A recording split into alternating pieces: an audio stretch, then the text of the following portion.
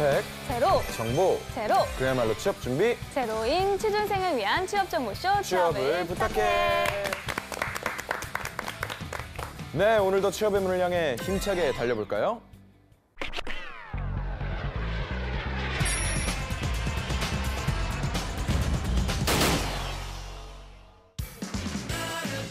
너의 취향을 저격해주마. 취향 맞춤 기업 정보 톡. 취향 저격 이 회사는 어때?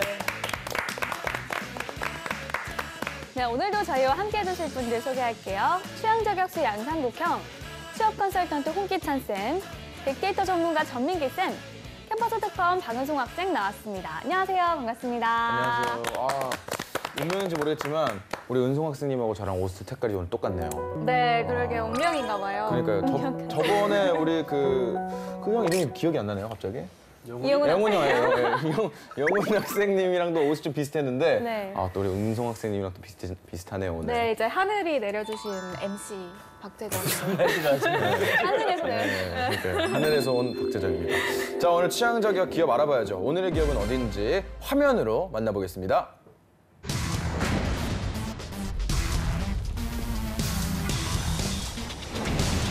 네, 오늘의 기업은 의약품 제조업체인 대웅제약입니다. 건강수호의 신, 장수의 신, 치료의 신으로 불려온 큰 곰자리 모양을 로고로 그 뜻을 기업의 소명으로 여기며 글로벌 헬스케어 그룹으로 성장한 기업입니다. 1942년 일본인 소유의 제약회사에서 시작해 1945년 조선 가와이 제약 공업사로 본격적인 기업 형태를 갖췄고요. 해방되던 해에 경남 위생시험소 소속의 약사였던 지연삼 씨가 인수해 대한비타민 화학공업사로 재탄생, 78년 대웅제약으로 거듭나게 됩니다. 대웅제약하면 간건강 지킴이, 우루사를 빼놓을 수 없는데요. 1961년부터 생산해 2010년엔 세계 인류 상품으로 선정, 지금까지 꾸준히 사랑받고 있고요. 그 외에 배아제와 임페타민 등의 의약품과 건강기능식품, 의료기기와 스킨케어 화장품도 생산하고 있습니다. 네, 이 대웅제약을 하면은 이 곰 로고가 유명하잖아요. 네, 뒤에 있죠. 옛날에 이 곰을 닮은 것 같은 이제 배우 백일섭 씨가 광고에 또 나오기도 했다고 합니다. 또 우리 은송 학생 아시죠, 대웅? 네, 그렇죠. 저도 이제 대웅 하면은 네. 뭔가 곰이 우리 선조지 않습니까? 그쵸. 그래서 제약회사인데 뭔가 우리 전통 제약회사 같은 그런 느낌이 있는 것 같아요. 네, 우리 꾸경님도 대웅제약 아시죠? 예, 이거 알긴 아는데 근데 이게 일본 사람이 만드는 걸 오늘 처음 알았어요. 네, 근데 지금 되게 지쳐 보여서 우루사가 좀 필요할 것 같아요. 지금 좀 간이 좀 안 좋은 것 같은데 네. 근데 저보다 형이 좀 더 안 좋은 것 같아가지고. 전 좋아요. 근데 재정이가 진짜 먹어야 될 것 같아요. 네, 저는 좀 우루사가 좀 필요합니다. 눈 밑이 너무 시끄럽다. 우루사 또 그 윤종신 선생님께서도 광고하고 계시네요. 그래서 이 간을 좀 주셨나요, 그래서? 아니요, 못 여쭤봤어요, 아직. 아직 같은 분이기 때문에. 우선은 뭐 대웅제약에 대한 빅데이터부터 한번 알아볼게요. 네, 대웅제약에 대한 빅데이터 지난 1년 동안 11,000여 건 정도 언급이 됐습니다. 일단 경쟁사들에 대한 언급이 많았어요. 한미약품이라든지 녹십자, 유한양행, 그다음에 이 외에도 이제 종근당이나 메디톡스라는 회사가 많이 보였고요. 이제 메디톡스라는 미국 회사인데 여기 이제 보톡스하고 필러를 만드는 회사인데 대웅제약하고 자웅을 겨루는 그런 경쟁 업체입니다. 우루사라는 제품, 뭐 나보타라든지 이지듀, 임팩타민 뭐 이런 제품들이 함께 이제 이름을 올리고 있었는데 뭐 생소한 제품들도 있었지만 그 가운데서 아까 말씀해주신 우루사가 단연 좀 눈에 띄는 제품이었습니다. 네, 그럼 채용은 어떻게 진행될까요, 쌤? 대웅제약 채용 같은 경우에는 이게 두 부분이 나뉘어져서 흘러가더라고요. 그래서 생산 품질 파트 채용이 있었고 또 과거에는 이제 전문 연구 요원 채용이 따로 열렸습니다. 그래서 생산 파트라고 하면 생산 그리고 QC, QA 그리고 물류, 공무 쪽으로 채용이 있었고요. 그러니까 주니어 경력이라고 해서 대졸 신입을 따로 뽑고 초대졸 전형을 따로 돌리고 있어서 이쪽에서도 이제 생산과 QC 파트에서 관련 전공 채용이 있었고요. 그다음에 전문 연구 요원 파트는 이제 일반적인 경영 기획하고 지원과 관련되는 직군, 그러니까 세부적으로 보면 뭐 기획, 재무, 회계, 인사, 뭐 비서, 그리고 이제 글로벌 영업 마케팅 직군의 채용이 따로 열렸고요. 그다음에 연구 파트도 단순하게 R&D 이렇게만 채용이 흘러가는 것이 아니라 연구, 개발, 학술을 이렇게 나눠놨고요. 각기 그 부분에 맞춰서 약사 자격증 소지자, 또 수의사 자격증 소지자 이런 분들에게 따로 가산점을 주면서 채용이 흘러가고 있기 때문에 주로 이제 제약사 도전하는 친구들은 채용 공고를 좀 꼼꼼히 보셔야 돼요. 그래서 본인의 과제라든가 특히 이런 R&D 직군은 석사들이 많이 도전하기 때문에 나의 과거 논문이라든가 프로젝트가 과연 연구와 맞을 거냐, 개발과 맞을 거냐, 안 그러면 학술연구원과 맞을 부분이냐 이런 부분들을 꼼꼼하게 따져본 상태에서 채용 공고에 도전을 하셔야 됩니다. 네. 자, 이번에 학생들의 의견 들어볼 텐데요. 현장 분위기 어땠나요? 이번에 또 제가 약대 근처를 다녀왔습니다. 그래서 그런지 약에 대해서 모르시는 게 없더라고요. 네. 그래서 오히려 제가 질문을 하면서 많이 배운 그런 인터뷰였습니다. 네, 너무 궁금한데요. 자, 그러면 대웅 지역에 대한 친구들의 얘기 화면으로 만나보겠습니다. 이제 연기도 하네요.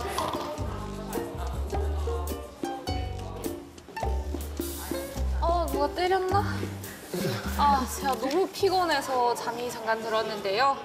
피곤은 간 때문이야, 간 때문이야, 피곤은 간 때문이야. 네, 안녕하세요. 캠퍼스 특파원 박은송입니다. 오늘의 기업은 바로 간 때문이야 우르사로 유명한 기업이죠. 대웅제약인데요. 대웅제약 관련한 이야기 약학대학 친구들과 나누고 오도록 하겠습니다. 고고!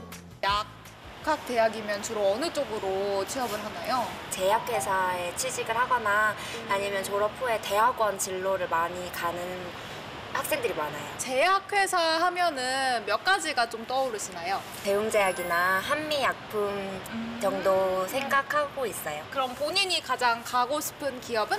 대웅제약이요. 아, 진짜요? 대웅제약에서 일등인가 봐요? 인턴 활동을 했었는데 인턴을 그때 되게 좋은 하셨어가지고. 인상을 받았었고 사내 분위기도 좋은 것 같아서 그러면 제약회사에 입사하기 위해서 가장 필요한 능력이 무엇이라고 생각하시나요? 학부 취직은 아무래도 요즘은 많은 나라들과 교류를 많이 하기 때문에 영어나 제2외국어 능력이 가장 중요하다고 알고 있어요. 저는 약에 대한 상식이 나올 줄 알았는데 굉장히 특이하네요. 그거는 석사나 박사 이후에 자기 연구 결과에 따라서 평가를 받는 거기 때문에 전문 지식은 아마 그쪽이 좀 더 중요하고 대웅제약에서 올해 스펙 다이어트 채용을 실시했어요. 뭔지 들어보셨나요? 차라리 뭐 영어를 본다, 뭐 서류를 본다, 학벌을 본다 이렇게 하는 게 좀 더 학생들 입장에서는 기준이 되지 않나 그거에 맞춰서 준비를 할 수 있으니까 그런데 블라인드라고 하면은 내가 취업 준비를 하는데 뭘 준비를 해야 되는지도 막연할 수 모르겠고 있고 막막할 수 있죠. 오히려. 애매하게 하고 있는 것 같아요. 오, 음악대학 어떤 악기 하세요? 전 플루트 전공하고 있어요. 오, 플룻의 매력은 무엇인가요? 오케스트라에서 반짝거리는 음색과 외관을 갖고 있는 외관. 어떤 소리를 낼 수 있는 악기인 것 같습니다. 아, 그러면 이 호흡이 굉장히 중요하잖아요. 악기를 불 때. 혹시 건강 관리는 어떻게 하시는지 궁금합니다.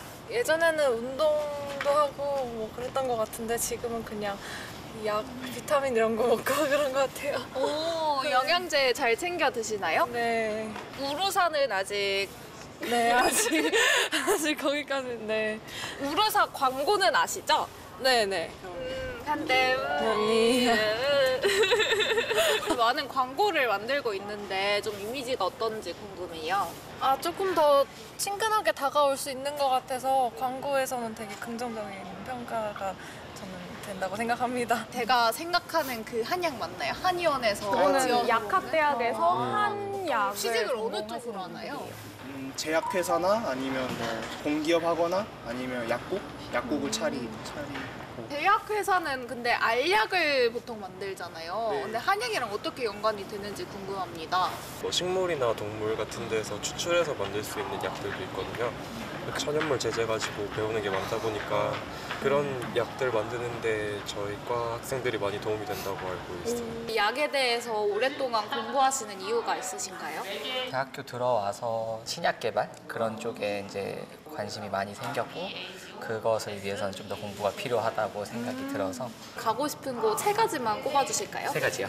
그 제일약품이라는 데가 가고 싶고 그 다음에 일동제약. 네, 일동제약. 그 2가지로 정하신 이유가 있을까요? 일을 좀 길게 해야 되는 분야라 가지고 그래도 몸이 편한 곳을 가고 싶어서 네, 그쪽 연구에 좀 치중이 잘 돼 있는 네, 그런. 복지와 그러면 연구개발 쪽으로 좀 지원을 많이 해주는 회사. 그럼 혹시 대웅제약은 어떤 이미지인가요? 큰 회사다라는 이미지가 많고 제가 사실 그쪽에서 인턴을 한번 했어가지고 좋은 이미지가 있고요. 개발하고 싶은 약이 혹시 있으신가요? 회사에서 뭐 어떤 아이디어가 있다면은 거기에 좀 몰두를 해가지고 제 이름도 들어갈 수 있게 하는 게 좋고요. 네, 확실히 약대생들이 많았어서 그런지 좀 구체적으로 제약업에 대해서 좀 이해를 하고 있는 것 같은데 뭐 구체적으로 알아보도록 하겠고요. 네. 먼저 떠도는 한 가지 소문부터 알아보도록 하겠습니다. 상국이요. 대웅제약엔 진짜 웅담이 있다고 카더라. 우리 앞서 그 대웅제약하면 곰이라고 아까 말씀을 하셨는데 그래서인지 대웅제약에는 진짜 곰에 웅담이 있었다고 합니다. 네? 이게 진짜를 판 거예요? 뭐예요? 실제로 이 우루사라는 제품이 웅담, 그러니까 곰의 쓸개 성분을 가루로 내가지고 압축시켜서 알약으로 만드는 거예요. 61년도에 이게 출시가 됐는데 당시에는 이제 약 표면 처리를 설탕으로 입혀가지고 당위정 형태로 약이 나왔다고 해요. 그런데 아무래도 목 넘김이라든가 뭐 약을 좀 이용하는 부분에 있어서 힘든 부분들이 있어서 그 당시 이제 윤영한 명예회장이 부드러운 연질 캡슐로 넣어서 팔면 더 매출이 늘겠다 이런 식으로 아이디어를 넣게 됐고 큰 성공을 거두게 됩니다. 그래서 구체적으로 76년도에 국내 이 간장약 시장에서 점유율 50%를 넘어서게 되고요. 그다음에 81년도에 우루사 제품이 이제 국내 의약품 판매 부분에서 1위로 차지하고 올라서게 되죠. 그래서 작은 부분이지만 당시 이제 영양제 시장이 불모질 때 그런 시장을 선도했고 또 약의 이용과 관련된 부분들도 신경을 써서 혁신을 통해 좋은 매출을 일군 기업이다. 그렇게 보시면 되겠습니다. 네. 네. 예, 그러면 이 어깨 뭐 거의 뭐 1인데 연봉 얼마 정도 됩니까? 네, 전체 평균이 7,782만 원이고요. 사원은 3,753만 원, 대리가 4,450만 원, 과장이 5,456만 원, 부장이 7,487만 원 이렇게 돼 있습니다. 임원이 되면 아마 억 단위 이상의 돈을 받는 것으로 보이고요. 업계에서는 5위 안에 드는 업체다 보니까 연봉 또한 굉장히 높은 것으로 보입니다. 홍쌤, 대웅제약 입사하려면 어떤 스펙이 필요할까요? 예, 그러니까 영업 제약 영업은 뭐 스펙을 그렇게 많이 보지는 않거든요. 예. 영업 기획 직군으로 입사했던 재학생인데 이 친구는 여학생이고요. 이제 국승재단 출신이고 학점은 뭐 3점 후반. 토익도 한 800대, 그리고 전공도 이제 미디어 쪽이어서 제약 영업과는 그다지 좀 가깝지는 않아요. 그런데 인턴을 이제 교육 서비스 업체에서 인턴으로 영업을 했던 경험이 있고 이를 통해서 문을 뚫었던 케이스가 있고요. 그다음에 또 인사 직군은 이 구직자들 사이에서 인기가 제일 좋은 직군인데 거기에 취업했던 학생입니다. 그러니까 서울 소재 여대 출신이고요. 그다음에 전공은 이제 국제 사무하고 경영을 이제 같이 복수 전공했고요. 학점도 4점이 넘겼고 토익도 한 900 초반. 그리고 토스도 한 7, 이 정도로 이제 취업이 됐거든요. 그러니까 확실히 좀 영업 직군보다 이런 스텝 직군의 스펙이 좀 올라가고 그런 부분들을 물론 지금 탈스펙 전형이긴 하지만 보기는 좀 보는 것 같다. 그러니까 스펙이라기보다 좀 경쟁이 치열해지면 그런 부분들도 같이 올라간다는 건 예측을 하셔야 될 것 같습니다. 네.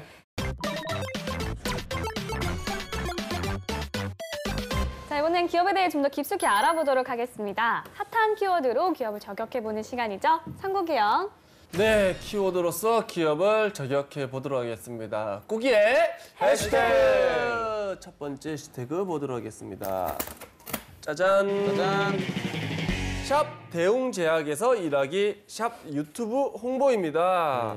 대웅제약은 뭐 자랑할 게 되게 많다고 합니다. 그래서 뭐 서로 일일이 뭐 설명하기가 좀 그래서 영상으로 만들어서 유튜브에 공개를 했습니다. 그래서 한 조회수가 3,600건 정도가 나와서 이 영상을 보고 우리 지원했다는 그 지원자들도 있을 정도로 네. 반응이 좋았다고 합니다. 예. 영상을 보고 지원을 할 정도면 굉장히 잘 만든 것 같은데 전쌤 어떤 내용들이 들어가 있는 건가요? 지난 10월 27일이죠. 유튜브하고 대웅제약 채용 홈페이지에 이 대웅제약의 기업 문화를 소개하는 영상이죠.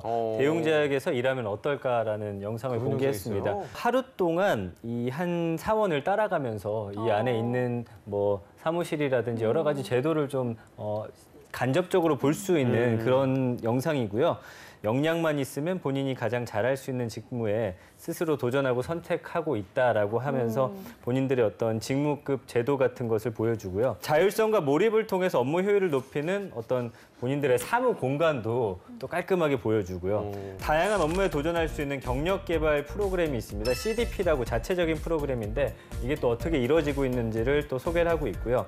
유연 근무제라든지 뭐 화상 세미나 프로그램 이런 또 자율적인 근무 제도도 소개를 하고 있고요. 네. 여직원들의 휴식 공간이 이 캡슐룸이라고 있습니다. 거기 안에서 캡슐 호텔처럼 그 안에서 좀 쉴 수 있는 공간이 있고요. 워킹맘을 위해서는 리틀베어 어린이집, 그다음에 뭐 건강 지킴이 프로그램, 이렇게 건강을 우선시하고 또 일과 육아를 병행할 수 있는 복지 프로그램을 소개하면서 일하기 좋은 근무지다라는 것을 굳이 말이나 글로 표현하지 않고 영상으로 담아 보여줌으로 인해서 요즘 영상이 좀 더 익숙한 젊은 세대들에게 크게 어필하고 있다. 뭐 이렇게 평가가 되고 있습니다. 그러면 대웅제약에서 일하시는 분들은 간은 다 좋나요? 아무래도 의학 회사를 다니다 보면 좀 더 신경 쓰지 않을까요, 성욱 씨? 네. 네. 개그맨 중에도 재미없는 사람도 있잖아요. 저. 네. 그렇게 보시면 될 것 같습니다. 그렇구나. 알겠습니다. 기업의 이런 노력들을 좀 보면 취준생들이 힘든 것만큼 역으로 이 인재에 목마른 기업들의 고충도 좀 짐작이 가거든요. 기업과 그에 맞는 인재들이 잘 연결이 되려면 어떤 노력이 필요할까요, 홍쌤? 요즘 이 채용 정보들이 참 많아요. 그리고 행사장을 통해서 구체적으로 잡 콘서트 뭐 이런 것도 진행을 해서 실무의 실체를 이해하기 위해서 기업들도 노력을 하죠.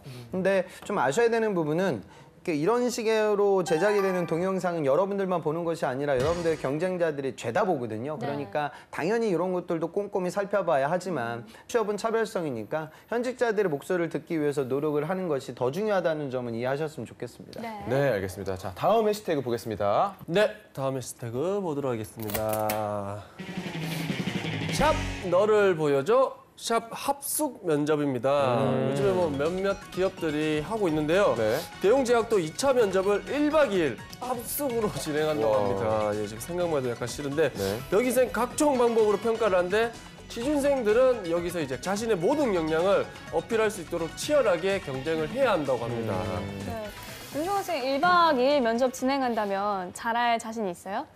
저는 만약에 그 자리까지 올라간다면 정말 최선을 다할 자신이 있지만 제가 직접 후기 같은 걸 들어봤는데 굉장히 힘들다고 들었습니다. 진짜 다른 생각을 할 여를이 없다고. 그럴 것 같아요. 몇 시간 면접도 힘들 것 같은데 1박 2일 면접은 정말 힘들 것 같거든요. 어떤 평가들이 진행될까요, 전쌤? 그러니까 채용 프로세스 중에서 2차 면접이 1박 2일 동안 진행이 되거든요. 뭐 제가 이제 지원자가 다녀온 후기를 좀 봤더니 1차 인터뷰 면접이 있답니다. 이거는 임원 면접인데 인성 위주로 보는 듯한 느낌을 받았다라고 하고요. 두 번째가 롤플레잉 면접인데 바로 주제를 주고서 조언을 짜가지고 1시간 20분의 준비 시간 동안 이 주어진 과제를 해결하는 그런 능력을 또 본다라고 하고요.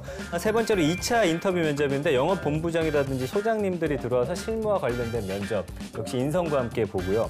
네 번째가 PT 면접인데 이거는 개개인의 평가입니다. 한 가지 상황을 주고서 전략을 한번 짜봐라 이런 거라고 하는데 정말 쉴 새 없이 머리를 계속 굴려야 하고 준비를 해 가더라도 상황에 따라서 또 바뀌는 질문들 때문에 사실 쉽지 않다라고 했던 게 이 학생들의 전반적인 그런 반응들이었고요. 그러니까 단시간에 파악이 어려운 지원자의 어떤 잠재력을 어떻게 하면 제대로 파악할 수 있을까를 고민해서 아마 1박 2일 동안 이렇게 면접을 보는 게 아닌가 싶습니다. 네, 이 일반 면접 시간도 그리 짧지는 않은 것 같은데 합숙을 하면서까지 평가를 하는 게 기업 입장에서 얼마나 큰 도움이 되는지 좀 궁금하네요. 홍 쌤은 어떤가요? 지금 대웅하고 메디톡스하고 이 보톡스 시장을 두고 아주 치열하게 경쟁을 하고 있거든요. 그러면 문제를 출제할 때 영업 마케팅에 대해서 문제를 낼 때도 PT 같은 걸 보면 이 시장 상황을 줘요. 그래서 우리가 팔아야 될 약의 성분이라든가 가격이라든가 특징이 어떠하고 경쟁사는 어떠한데 전략을 짜봐라. 이렇게 나와요. 제가 드리고 싶은 말씀은 뭐냐면 시간이 되게 부족한 이유가 조건들을 이제 데이터로 여러분들한테 주거든요. 그러니까 요즘 기업들은 현재 점유율이 몇 퍼센트다, 몇 퍼센트다 이런 것들을 떠먹여 주는 것이 아니라 어떤 도표나 그래프를 보고 빠르게 캐치를 해야 돼. 현 상황이 어떤 상황인지. 그러니까 우리가 적성 시험을 볼 때 자료 해석을 여러분들이 되게 힘들어하는데 그 자료 해석은 시험 볼 때도 필요하지만 이런 면접장 가서도 상당히 중요해요. 속도감 있게 의사결정해야 하거든요. 근데 중요한 건 문제에 주어진 조건을 활용하는데 그 활용은 여러분들 경쟁자들도 모두 다 활용을 하기 때문에 그 자료에 나와 있지 않은 실제 리얼 데이터를 활용해가지고 발표를 하게 되면 더 풍부하게 발표를 할 수 있거든요. 그러니까 산업 분석이 이루어져야 되고요. 그 산업 분석은 대웅뿐만이 아니라 관련 산업 전반에 대해서 많이 알고 가면 알고 갈수록 더 유리해져요. 그다음에 또 한 가지 제가 드리고 싶은 팁은 단체로 이루어지는 과제가 상당히 중요하게 느껴져요. 물론 중요하죠. 그런데 개인 면접을 볼 때는 또 경쟁을 하는 건데 거기서 여러분들이 부족해지면 안 되거든요. 근데 막상 저런 면접장에 가면 본인 개인의 면접보다는 이런 부분들에 대해서 여럿이서 함께 이루어지고 있는 파트에 너무 리소스를 낭비하게 되면 또 정작 중요한 내 본연의 경쟁력이 퇴색될 때가 있기 때문에 이 밸런스는 좀 맞추면서 면접 대비를 하셨으면 좋겠습니다. 네. 자, 지금부터 학생들의 궁금증을 해결해 보도록 하겠습니다. 약대를 졸업하고 면허를 딴 이후에 취업을 할 때 학점이 중요한지 아닌지가 좀 궁금합니다. 네, 이제 아무래도 약대생분들은 약사 면허를 따시게 될 텐데 네. 이 학점이 안 좋더라도 이 면허로 커버가 혹시 가능할까요? 통상적으로 이런 조건은 같은 약대. 그러니까 우리 대학 말고 다른 대학 약대 졸업했던 친구들과 경쟁을 하고 그 친구들도 다 라이센스는 갖고 있단 말이죠. 그러니까 학점이 중요해질 수밖에 없고요. 근데 학점보다는 조금 더 실전적인 실험이라든가 뭐 연구실 생활 경험 뭐 이런 부분들이 더 중요해진다. 그렇게는 생각했으면 좋겠어요. 네. 자, 또 다른 질문도 한번 들어볼까요? 다대다 면접 시에 질문을 많이 받는 면접자가 합격률이 높은지 아니면 관련이 없는지 궁금합니다. 대단한 면접에서 이 친구의 이력이 너무나 다른 친구들을 압도할 만큼 많다 하면은 질문을 가장 많이 받고요. 그러니까 그 면접관 입장에서 되게 애매할 때가 있거든요. 그러니까 이 친구를 합격을 시켜야 되는 건지 말아야 되는 건지 그러면 의사결정이 안 되니까 더 많은 질문을 하게 될 때도 있죠. 그러니까 이런 두 가지 케이스가 존재해요. 그리고 또 그걸 떠나 이력 자체가 워낙에 독특해지면 또 질문을 많이 받거든요. 예전에 제 학생인데 이 친구는 과거에 뭐 저 피라미드 뭐 이런 걸 했단 말이에요. 그러니까 별로 안 좋은 스펙이죠. 면접관 입장에서는 안 물어볼 수가 없잖아요. 그래서 면접이 그냥 피라미드로 시작해서 혼자 그냥 질문 다 독점하고 질문 받고 그거는 이제 붙이기 위해서가 아니라 궁금해서 물어본 거예요. 그리고 이제 탈락을 했으니까 상황마다 달라진다 생각하셔야 됩니다. 네. 자, 이번엔 실제 면접 상황을 재현해 보도록 하겠습니다. 상국이요. 네, 우리 대웅제약 면접 한번 보도록 하겠습니다. 리베이트에 대해서는 어떻게 생각하시는 편입니까? 이걸 리베이트를 해야 된다고 생각합니까? 안 해야 된다고 생각합니까? 리베이트는 하면 안 된다고 생각합니다. 왜냐하면 우리나라에서 리베이트는 일단 불법이기 때문이고요. 또 리베이트를 대기업에서 먼저 한다면은 중견기업도 또 따라서 할 거기 때문에 대기업이 먼저 모범을 보여서 리베이트를 근절시켜야 한다고 생각합니다. 그리고 리베이트 말고도 디테일 과정에서 더 의사에게 약에 관한 정보로 더욱 어필을 할 수 있기 때문에 리베이트는 하지 않는 것이 맞다고 생각합니다. 약이 똑같다면? 요즘에는 복제약이 많지 않습니까? 그렇다면 대웅제약이라는 회사에 관해서 더욱 어필을 해야 맞지 않을까 싶습니다. 그럼 중소기업은요? 중소기업은 본인들의 성장 가능성으로 어필을 해보는 게 좋지 않을까. 거의 따지면 반 리베이트네요.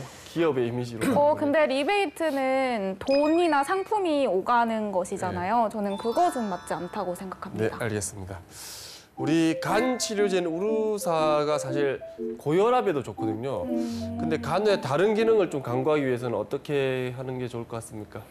저는 바이럴 마케팅을 추천해 드리고 싶은데요. 아무래도 이 우르사가 간 때문이야 이런 CF가 너무 강력했기 때문에 사람들에게 간 기능 강화 이렇게 딱 머릿속에 박혀 있어서 아무래도 고혈압 쪽 측면은 좀 사람들에게 어필이 덜 되지 않았나 싶습니다. 그래서 약에서 가장 중요한 게 아무래도 효과나 후기잖아요. 그래서 뭐 유튜버들이나 인스타그램 그리고 블로그 후기를 통해서 이 고혈압 기능을 더 어필하면 좋지 않을까 싶습니다. 그 전체적으로 봤는데 우선 그 홍보 관련된 부분들은 대웅제약은 이제 간 치료제라는 우루사의 브랜드 아이덴티티를 버릴 수 없겠죠. 그러니까 은송 학생 답변도 좋은 것 같아요. 우리가 홍보를 할 때 두 가지 채널을 많이 쓰는데 ATL이라고 해서 어버브 더 라인 위에서 벌어지는 홍보 활동들, 일반적인 매스 커뮤니케이션을 활용한 광고들이에요. 그러니까 TV 광고, 라디오 광고, 신문 지명 광고. 근데 BTN은 이제 빌로우 더 라인 아래에서 벌어지는 일반적인 CRM 마케팅이고 바이럴 마케팅인데 뭐 그런 부분들을 활용해서 대응을 해보겠다는 컨셉은 좋았던 것 같아요. 그 다음에 아까 그 리베이트 관행 얘기는 이건 그렇게 단순하게 얘기할 거리는 절대 아니거든요. 그러니까 지금 우리나라 복제의학은 사실 약의 효능 차이가 별로 없어요. 그러니까 일반적으로 약사들, 의사들과의 관계가 굉장히 중요하고 이를 통해서 영업을 해온 게 사실이에요. 근데 이제는 쌍벌제 그 리베이트 관행들을 이제 없애기 위한 절차와 제도가 완성이 됐기 때문에 여러분도 아셔야 되는 부분은 물론 기업은 안정적으로 사업을 해야 하기 때문에 당장의 매출보다도 추후 벌어질 수 있는 그 리스크를 잘 고려하여 규정과 원칙을 준수하는 건 맞아요. 근데 중요한 건 이 리베이트가 사라진다고 해서 우리 고객들을 대상으로 한 서비스의 질이 낮아져서는 안 되겠죠. 그러니까 그 부분에 대한 가이드라인에 대해서는 더 정확하게 내가 이해를 하고 법률적으로 문제가 될 수 있는 리베이트 관행은 꼼꼼하게 지키면서 영업을 하겠다. 하지만 허용이 되는 범주 내에서 우리 고객들에게 다가갈 수 있는 다양한 서비스를 제공하고자 저는 노력을 해보고자 한다. 이렇게 정리가 돼야지 그냥 저는 규정대로 할 거예요. 이렇게 끝내버리면 전투력, 그러니까 영업력이 그다지 매력적으로 보이진 않으니 그 부분은 좀 고려를 하셨으면 좋겠습니다. 네. 지금까지 대웅제약에 대해서 알아봤는데요. 은송 학생 어떤 매력을 느꼈나요? 저도 이제 제약회사 영업직의 환경이 워낙 열악하다는 말을 많이 들어서 그런지 이제 제약회사 기업 문화에 같은 편견이 있었어요. 그런데 이 대웅제약 같은 경우에는 기업 문화가 굉장히 좋은 것 같아요. 특히 여성들한테 좋은 것 같은데 그런 측면에서 굉장히 좋은 회사가 아닌가 싶습니다. 네. 홍쌤의 꿀팁도 빠질 수 없겠죠? 제가 얼마 전에 전 시즌 끝나면 저는 합격자들끼리 행사를 송년 모임을 하거든요. 그러니까 삼성 합격일의 밤이라고 해서 행사를 했는데 거기 이제 합격한 친구들 한 100명 정도가 모였어요. 그런데 이번 면접에 실패한 친구들도 몇 명이 와서 그 술자리에 앉아 있더라고요. 되게 인상적이었어요. 왜냐하면 그 앉아 있기가 힘들 거 아니에요. 그렇죠. 나는 떨어졌는데. 근데 그 친구는 거기 와서 마인드가 그래요. 나는 이제 몇 달 후에 갈 거니까 미리 간 친구들이 PT 면접장에서 질문을 무엇을 받았는지 알아야 될 것 같고 면접장의 분위기를 나는 이렇게 느꼈는데 합격한 친구들은 어떻게 해석을 할까? 그러니까 이걸 알려고 그 자리에 앉아서 오히려 더 적극적으로 뭐 술 한 잔 더 권하면서 동기들과 이야기를 나누더라고요. 근데 저는 그런 마음가짐이 여러분들에게 필요할 것 같아요. 근데 구직자가 이제 너무 떨어지는 부분, 그러니까 서류 탈락이라든가 면접 탈락을 심각하게 받아들이게 되면 절대 그 자리에 가지 않거든요. 그러니까 몇 달 차이예요. 여러분들 대학교 갈 때 뭐 재수하면 처음에는 하늘이 무너질 것 같지만 입학하고 몇 년 지나게 되면 그다지 큰 시간은 아니거든요. 그러니까 그렇게 좀 긍정적인 마인드를 갖고 여러분들이 이번 겨울을 좀 열심히 정진하셨으면 좋겠습니다. 네, 오늘 대웅제약에 대해서 알아봤는데요. 이 대웅제약 면접에 대해서 굉장히 많은 사람들이 관심을 가지시는 것 같아요. 꼭 도움이 되셨기를 바랍니다. 오늘은 여기까지고요. 저희는 다음 시간에 다시 찾아오겠습니다. 감사합니다.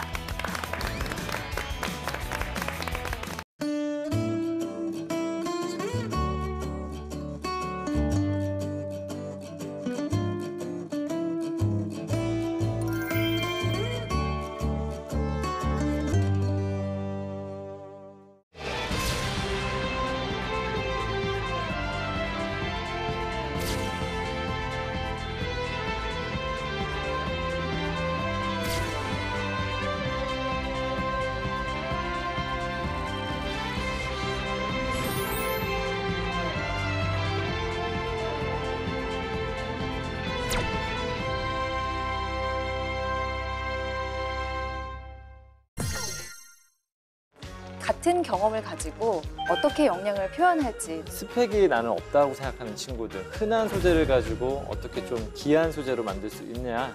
인생에서 뭐 실패한 경험이 있냐 혹은 뭐 가장 어려웠던 일은 무엇이냐라고 물어보게 되는데 이러면 취준생들 참 고민이 많잖아요. 저는 너무 잘 쓸 필요는 없다고 얘기를 많이 해줘요.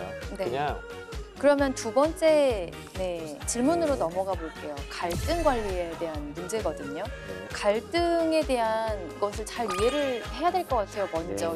그러면 세 번째 주제로 넘어가 볼게요. 창의력을 발휘한 경험. 창의라고 하면 사람들이 다 어렵게 생각하고 이거는 타고났다고 생각을 하죠. 자주 나온 질문들, 어려워하는 경험 소재를 찾는 거를 좀 주변에서 쉽게 찾는 방법에 대해서 얘기를 했는데요. 좀 많이 도움이 됐으면 좋겠습니다. 그렇죠. 네. 네.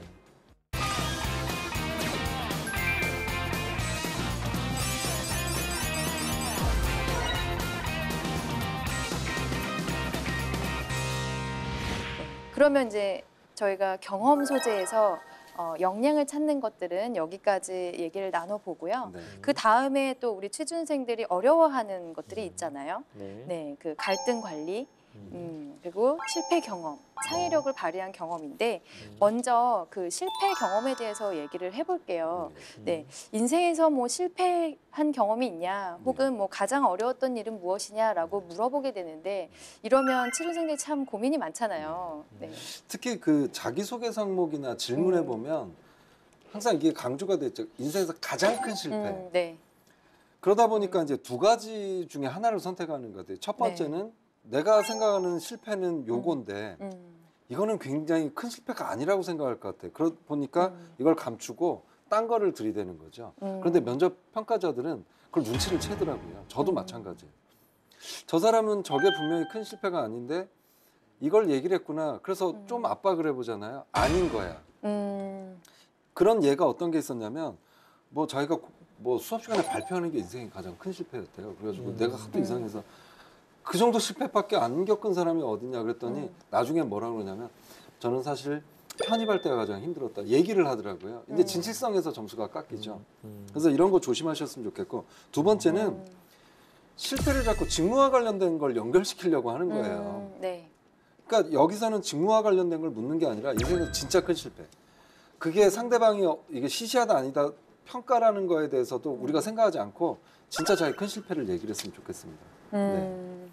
일단 근데 또 우리 학생들이 어려워하는 게 뭐냐면 내가 인생을 이제 20몇 년을 살았는데 그런 실패를 어떻게 난 겪은 적이 없다 이렇게 또 생각하는 경우도 있거든요. 근데 또 저희 입장에서 보면 뭐 어떻게 그렇게 크게 뭐 망하고 막 이런 거를 원하는 게 아니잖아요. 또 실패라고 하면은 좀 뜻대로 내가 좀 계획대로 하고 싶은 일을 못했을 때 또 이런 경우를 얘기를 하면 좋을 것 같은데 면접에서 이 질문을 하는 경우가 인성 면접이나 최종 면접이잖아요. 네. 그러면 큰 실패를 묻는 면접관들은 다 연세가 높으시고 네. 정말 산전수전 다 겪어보셨고 네.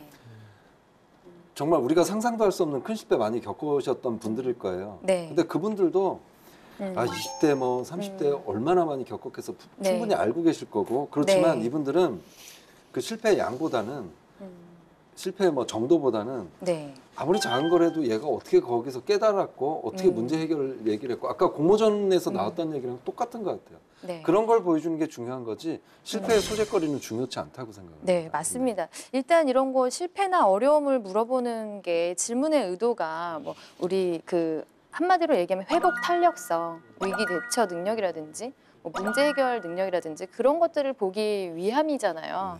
네, 그거 좀 크게 뭐 어렵거나 실패했을 때 이 사람이 좌절을 하느냐, 혹은 그걸 잘 이겨내서 어떤 새로운 변화를 또 추구하고 도약을 하느냐, 배운 것이 있느냐 이런 걸 보는 거기 때문에 너무 이제 크게 부담을 안 가지셨으면 좋겠습니다. 저는 좀 추가로 말씀을 드리자면 좀 실패 경험은 좀 저는 약간 회사적 관점에서 좀 보거든요. 이게 사실 취준생 관점보다는 반드시 실패 경험을 잘 써야 된다는 이제 압박감을 받을 수도 있고 특히 서류를 쓸 때 더 힘들어할 수도 있는데 근데 저는 너무 잘 쓸 필요는 없다고 얘기를 많이 해줘요. 그냥 없으면 있는 대로 써라. 일단은 본인이 그냥 겪었던 것 중에서 솔직하게 가장 실패라고 생각하는 것들을 써라. 근데 단 조건이 하나 있는데 실수를 쓰면 안 된다. 예를 든다면 공모전 열심히 준비했는데 그래서 발표하러 몇 날 며칠 밤을 새서 준비해서 갔는데 현장 갔더니 내가 USB를 안 갖고 왔다.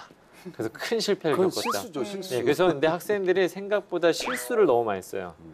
이거는 실패는 사실은 회사에서 보고자 하는 것은 이 실패의 과정을 보려고 하는 거거든요. 네. 이 실패의 과정을 통해서 이 사람이 어떤 사람인지 평가하려고 하는 건데 실수는 또 쓰면 안 된다. 또 그다음에 하나 말해주고 싶은 건 뭐냐면 회사가 봤었을 때 이 회사적 관점에서 실패 경험은 실패한 사람이라 하더라도 의미 있는 일에 도전을 하고 또 그 실패하는 과정이 아주 회사가 요구하는 어떤 역량에 적합한 사람이라면 뽑아줄 수 있는 기회를 주겠다는 측면이 좀 더 강하다고 저는 말씀드리고 싶거든요. 근데 이걸 나는 없는 데서 너무 고민하시면 안 될 것 같아요. 일단은 우리나라 그 구직자들 치고 가장 큰 실패를 공감을 줄 수 있는 사람들은 저는 거의 없다고 보거든요. 그냥 그래서 약간 실패의 과정에서 내가 최선을 다하고 열정을 다했던 것들 중에서 그래도 나름대로 실패했던 거. 다만 그걸 가지고 면접관이 나를 떨어뜨리기도 힘들고요. 그걸 가지고 나를 붙여주기도 어렵습니다. 하지만 아주 간혹가다 보게 되면 실패의 경험이 정말 높은 이상과 목표와 도전을 겪었던 친구들이 좀 있거든요. 저는 제가 봤던 가장 그 친구는 그 백신을 개발을 하려고 했던 친구가 있었거든요. 대학교 1학년 때부터. 그 친구의 어떤 이 과정을 보게 되면 백신 개발은 4년 만에 어쨌든 4년 동안 노력은 물거품이 되긴 했지만 그 과정 자체가 너무나도 많이 열정적으로 일을 해왔었고 그다음에 그것을 이루어내기 위해서 지속적인 어떤 학습을 계속 요했었고 끈기를 요했던 그 부분만 사실은 회사는 가져가면 되거든요. 이 사람의 어떤 실패 뭐 그 자체보다는.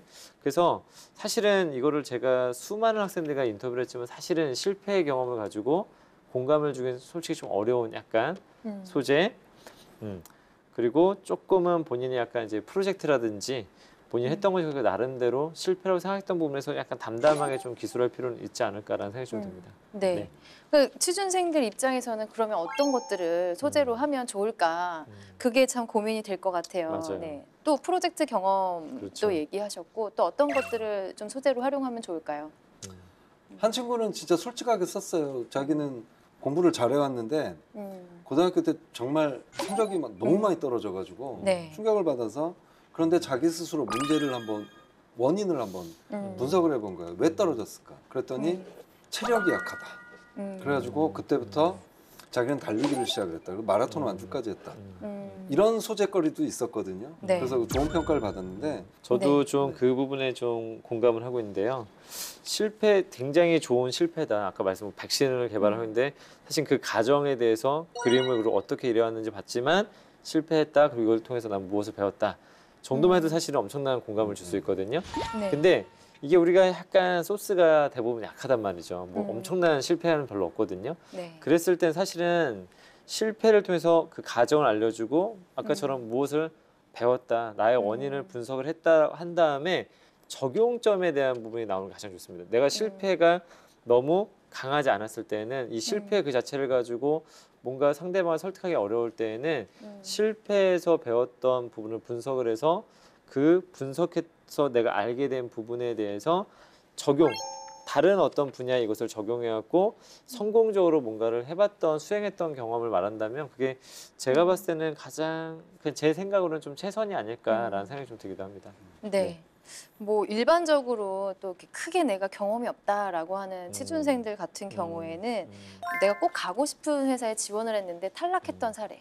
그래서 두 번째나 세 번째 지원을 했을 때 내가 왜 떨어졌는지를 내가 스스로 분석을 해서 이런 점들을 좀 보완을 해서 다시 지원을 했다. 뭐 이런 부분도 저는 좀 공감을 할 수 있을 것 같고요.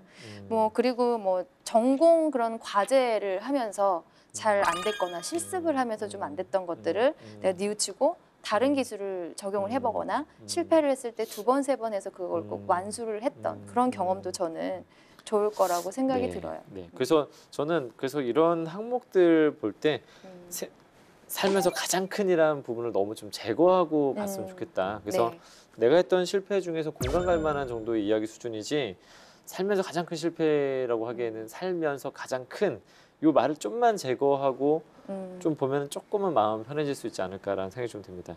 네.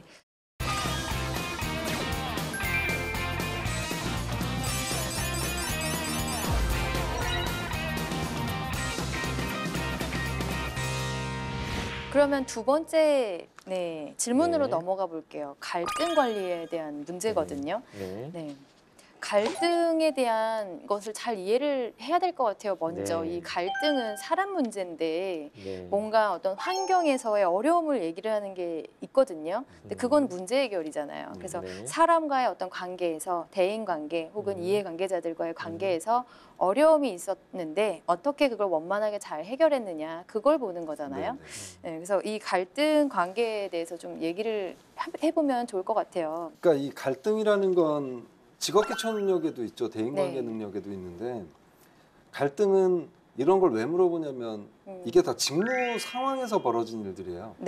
갈등은 뭐 개인적인 상황에서 벌어진 게 아니라 그래서 당연히 소재거리도 학교 생활하는데 개인적으로 뭐 친구와의 관계 그런 것보다도 뭔가 이제 그래도 사회 활동을 했던 것들 있잖아요. 그 동아리가 될 수도 있고, 네. 아르바이트가 될 수도 있고, 그런 데서 나와야지. 그런 거 이외에서 찾으려고 그러면 찾기가 굉장히 힘들 거예요. 네, 맞아요.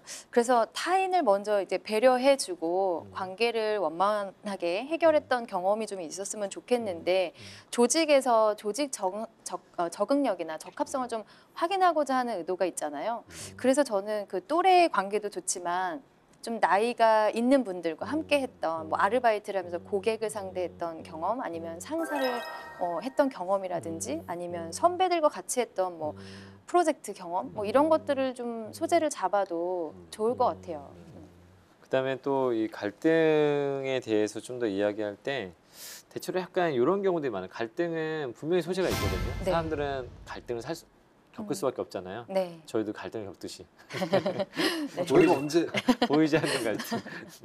예를 든다면 저를 자꾸 쳐다보시는데 누구나 갖고 있단 말이죠. 네. 그래서 그런 어떤 부분에서 너무 근데 피해 가려고 하는 경향들이 되게 강한 것 같아요. 예를 들면 마치 난 갈등이 없는 사람 척 하는 게 좀 있거든요. 네. 그러면 또 면접에서 엄청 문매를 맞을 수도 있고요. 네. 대체로 보게 되면 나의 갈등이 아닌 것을 표현하는 경우들이 한 30, 40% 정도 나오는 것 같아요. 네. 그게 뭐냐면 A하고 B가 사이가 안 좋았는데 내가 그 옆에 중간에 중재자. 껴 있었다. 이거 사실은 공감이 어렵거든요. 네.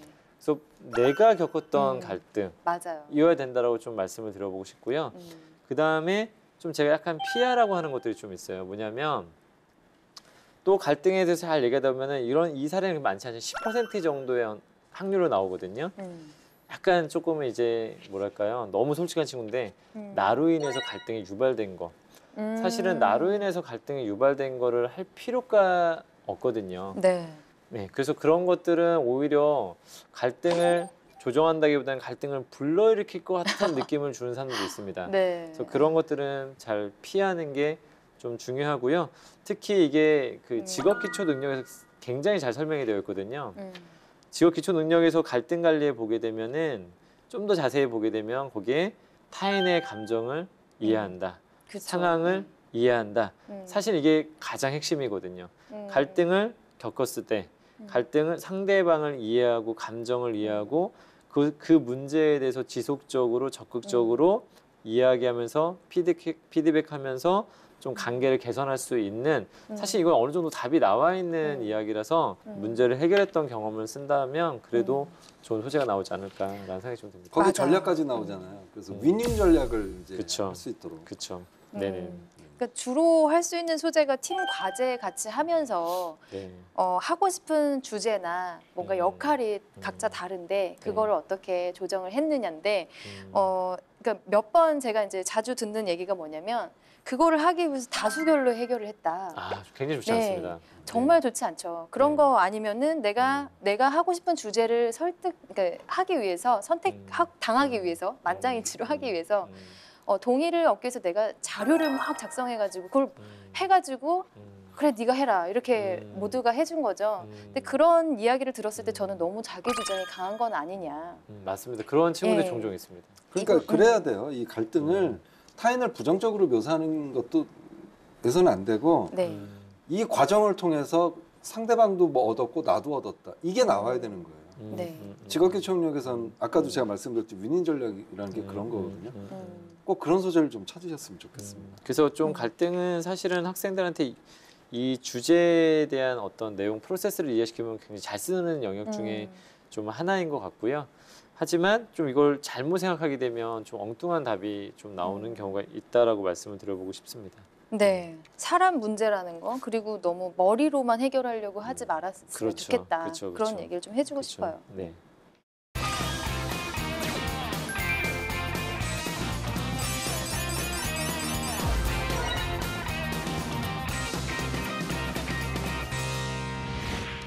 그러면 세 번째 주제로 넘어가 볼게요. 네. 창의력을 발휘한 경험. 이것도 참 어려워하는 질문이거든요. 네. 창의라고 하면 사람들이 다 어렵게 생각하죠. 이거는 타고난 게 아니라 타고났다고 생각을 하죠. 나는 타고나지 않았고 저 사람은 네. 타고나니까 창의적이지 나는 뭐 창의적이지 않으니까 뭐 이런 생각을 하는데 창의력은 누구나 가지고 있는 능력입니다. 네. 그런데 우리가 그동안 쓸 일이 없었던 거죠.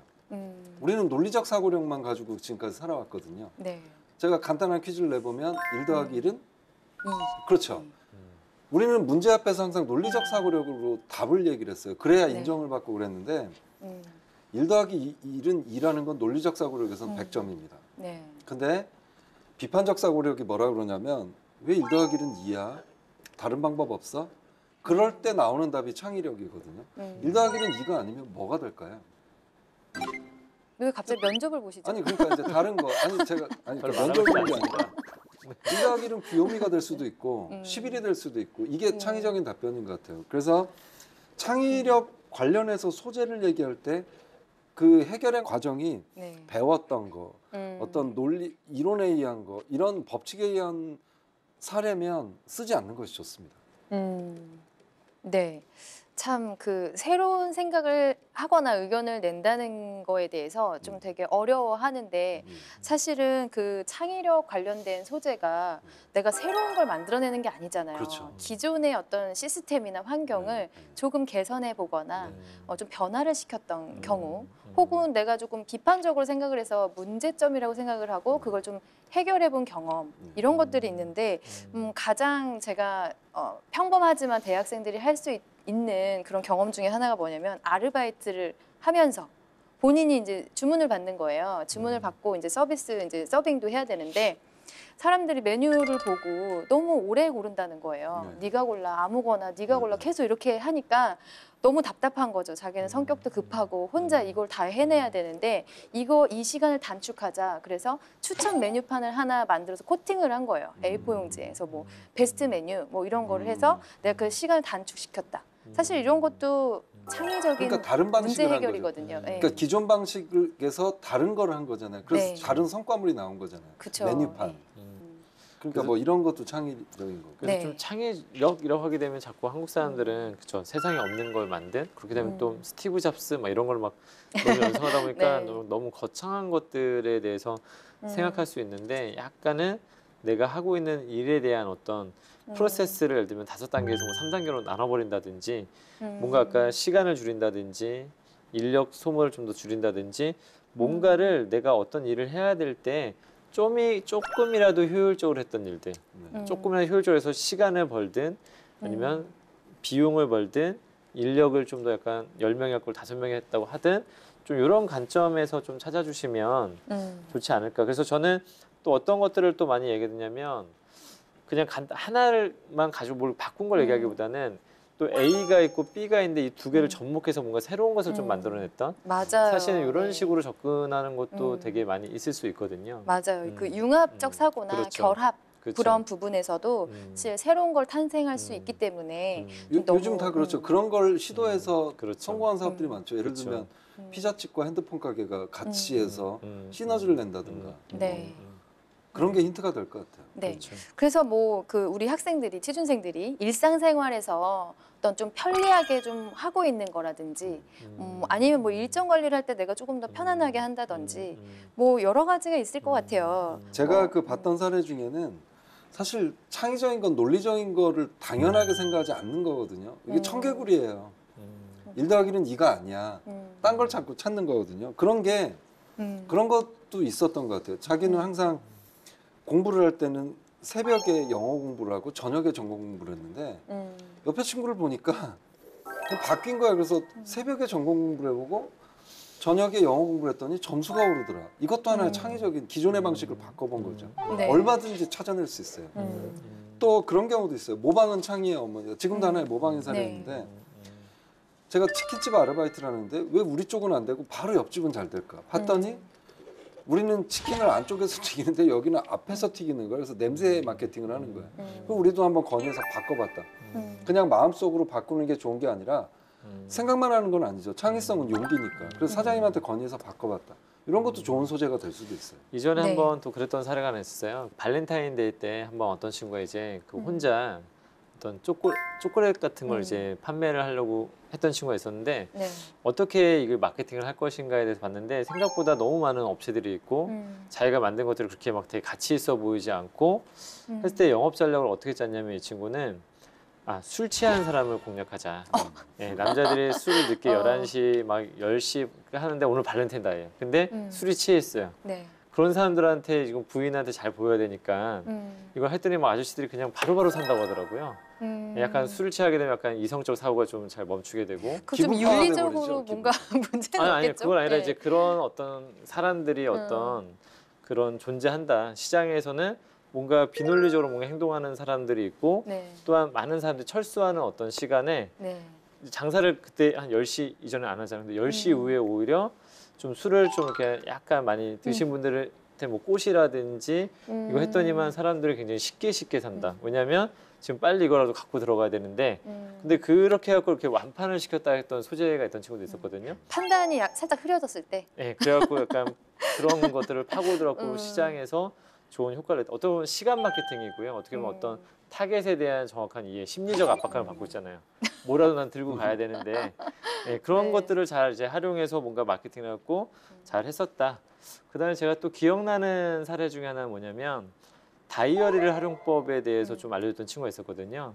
다이어리를 그냥 이 친구는 보통 우리가 다이어리를 딱 읽게 되면은 그냥 일정 관리를 하거나 어떤 친구는 거기다가 뭐 일기를 쓰기도 하고 그냥 어떤 구분 없이 쓰는데 이 친구는 이렇게 쓰는 것보다는 좀 더 효율적으로 다이어리를 관리하는 방법에서 생각을 해봤는데 다이어리 섹션을 한 7가지 정도로 이렇게 만들었다고 하더라고요. 그 속지를 따로따로 이렇게 해가지고 뭐 하나는 뭐 가장 기본적으로 일정 관리, 그 다음에 또 하나는 뭐 오늘의 무슨 아이디어, 또 하나는 뭐 오늘의 뭐 영감이나 어떤 좋은 문구나 뭐 깨우침 같은 걸 뭐 넣는다든지 하나는 뭐 영어 가르침, 영어 관련된 표현 중에 가장 뭐 인상 깊었던 영어 표현을 뭔가 하나를 뭐 쓴다든지 하나 어떤 맛집 리스트를 계속 뭔가를 쌓는 것을 영역을 만든 다음에 그 다이어리에서 계속 써요. 그 섹션별로 관리한 다음에 그게 이제 하나가 채워지게 되면 그것만 따로 이렇게 모아가지고 예를 들면 하나의 어떤 맛집 리스트를 만든다든지 하나는 어떤 내가 책에서 읽었던 인상적인 어떤 글귀나 문구만